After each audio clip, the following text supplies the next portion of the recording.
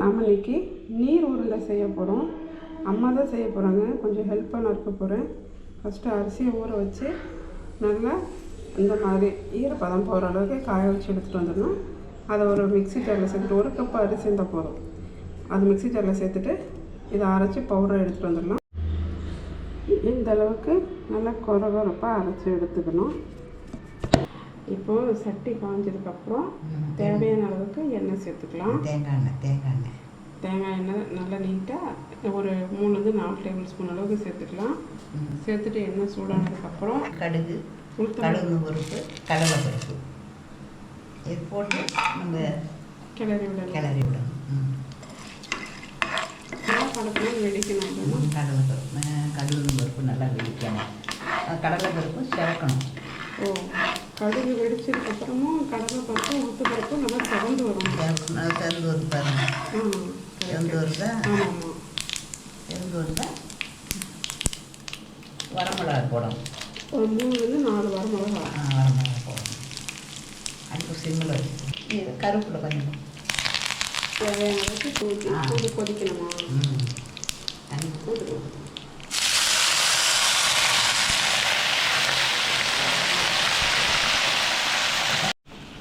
தண்ணியை ஊற்றி நல்லா கொதிக்க ஆரம்பிச்சதுக்கப்புறம் கொஞ்சமாக போடணும். தேவையானது இல்லை, ஒரு சிட்டிகை போட்டு தண்ணி நல்லா கொதிக்க விடணும்.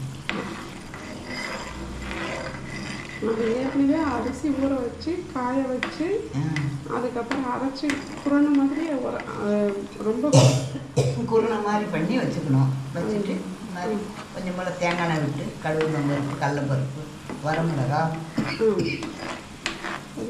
கருவேப்பிலை எல்லாம் போட்டு தாளித்து விட்டு தண்ணி ஊற்றி நல்லா கொதிக்க விடணும்.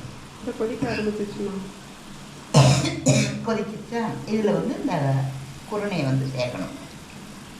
பச்சரிசி குருணை போடணும். இந்த பச்சரிசி குருணையை நம்ம அதில் சேர்த்துட்டு கிண்டி விடணும். உப்புமா மாதிரி கிண்டணும். ஓகே, ரொம்ப நைஸாக வைக்காமல் இல்லை குருணை மாதிரி, அதான் நம்ம ரவை பதத்துக்கு கட்டியிருக்கா அதில் அந்த மாதிரி நம்ம இதை கிளறி எடுத்துக்கணும். இந்த மாதிரியான உப்புமா மாதிரி செஞ்சதுக்கப்புறம் அடுப்பு ஆஃப் பண்ணிவிட்டு ஒரு 10 நிமிஷத்துக்கு ஒரு தட்டு போட்டு மூடி வச்சிடணும்.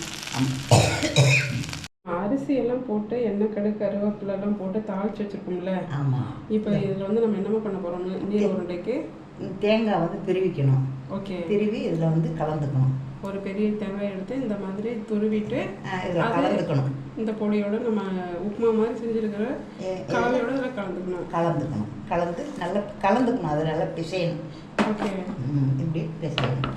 நல்லா பிசைஞ்சு நீர் உருண்டைக்கு நம்ம மிக்ஸ் பண்ணி வச்சுருந்த கலவையை எடுத்துட்டு தேங்காய்லாம் சேர்த்துட்டு இந்த மாதிரி நல்லா மிக்ஸ் பண்ணிவிட்டு சின்ன சின்ன உருண்டையாக உருட்டி எடுத்து வச்சுக்கணும். இந்த சைஸ் இருந்தால் கரெக்டாக வேகத்துக்கு கரெக்டாக இருக்கும். இந்த மாதிரி உருட்டி எல்லா மாவையும் நம்ம உருண்டை பிடிச்சி எடுத்துகிட்டு வந்துடலாம்.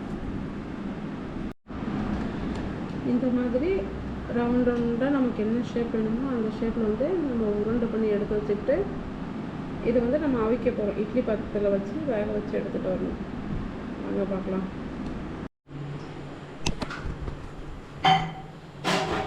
இங்கே பாருங்கள் எவ்வளோ சூப்பராக வெந்திருக்கு நீர் உருண்டை.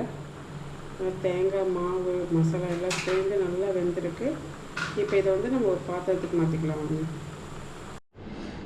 ஆவி பறக்க பச்சரிசி மாவு நீர் உருண்டை ரெடி ஆகிடுச்சு.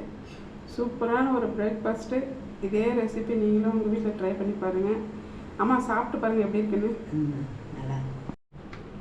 அம்மா நீங்களும் இது சாப்பிட்டு பாருங்கள் எப்படி இருக்குன்னு. பார்த்தீங்களா, குறையும் நல்லா இருக்குது. பள்ளிக்கூடத்துலேருந்து பிள்ளைங்க வந்தோன்னு கொடுத்தா நல்லா சாப்பிடுவாங்க. டீ டைமில் உங்களுக்கு நல்லா ஃபில்லிங்காக இருக்கும். 2 உருண்டை சாப்பிட்டு ஒரு கப் டீ குடித்தா சரியாக இருக்கும். சாப்பிட்டு பாருங்கள். சாப்பிட்றது டேஸ்ட் எப்படி சொல்லுங்கள். சூப்பராக இருக்குது. அவ்வளோதான்.